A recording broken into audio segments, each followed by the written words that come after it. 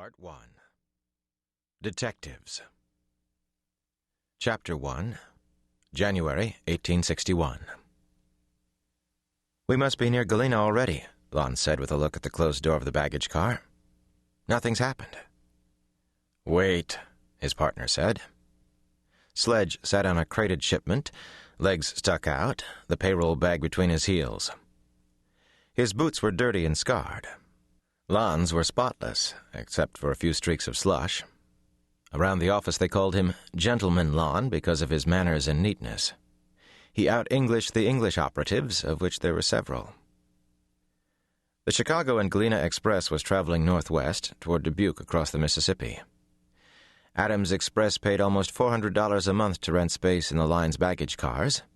Its competitor, American Express, had similar arrangements, necessary because trains were favorite targets of thieves, and their routes crossed the territories of a legion of sheriffs who were crooks, bunglers, or both.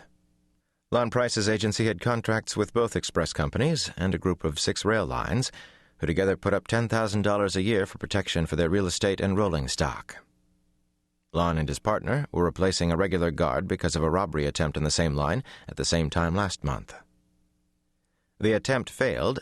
The inept hold-up men had blocked the track with a flimsy barrier of barn siding. The engineer had smashed the locomotive right through without stopping. The boss had tried to persuade the Chicago and Galena to ship its next Dubuque payroll by another train at another time, but management lived by schedules and timetables. So here they were, rolling through the winter night, waiting. Lon blew on his hands. The car was frigid, even though he could see flames in the small stove. The flue pipe went out through the solid wall at the head of the car. Near the stove, the railway mail clerk sat on a stool with his elbows on the counter.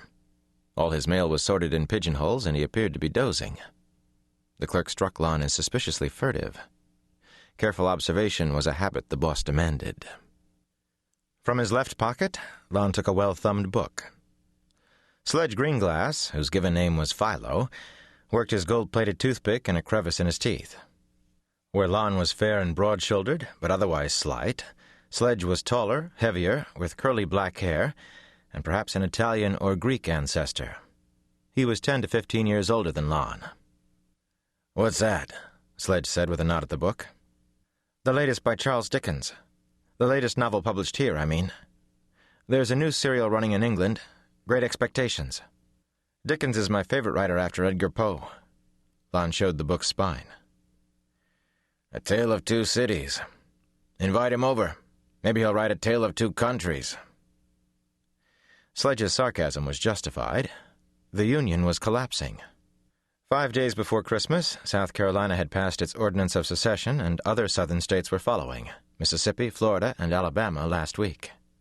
The commander of the Army garrison in Charleston had shifted his men to Fort Sumter in the harbor, and Star of the West, lame duck President Buck Buchanan's relief ship carrying reinforcements, had already been turned back by Charleston harbor defenses.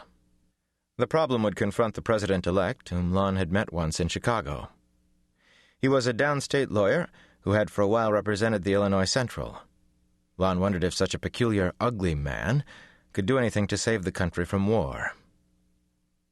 The locomotive whistled mournfully. The train creaked and rattled around a bend. 3 oil lamps hanging from the ceiling swayed and smoked. The car reeked of old cigars. Lon read half a page, then read it twice more. He shut the book and made a face. Sledge said, "Nervous?" "Some. I've only been at this for a couple of years. Did you ever get used to the danger?" They noticed the mail clerk watching. Sledge lowered his voice. "Been a copper nearly 13 years since I joined the New York force." Sledge and the agency's senior operative, Tim Webster, a former police sergeant, had been assigned to guard the Crystal Palace exhibition in 1853. The boss had met them, liked them, and hired them away. Sledge continued, "I've been shot at, knifed, mauled in the line of duty maybe a dozen times, and no, I'm not used to it. But even if they hit us tonight, I wouldn't worry too much. Hold-up men aren't only crooked, most of them are stupid. Look how they mucked up last time. The rule is, no matter how scared you are, no matter what your belly's telling you, keep it hid and always give back more than you take. That's how you stay alive. That's how you win."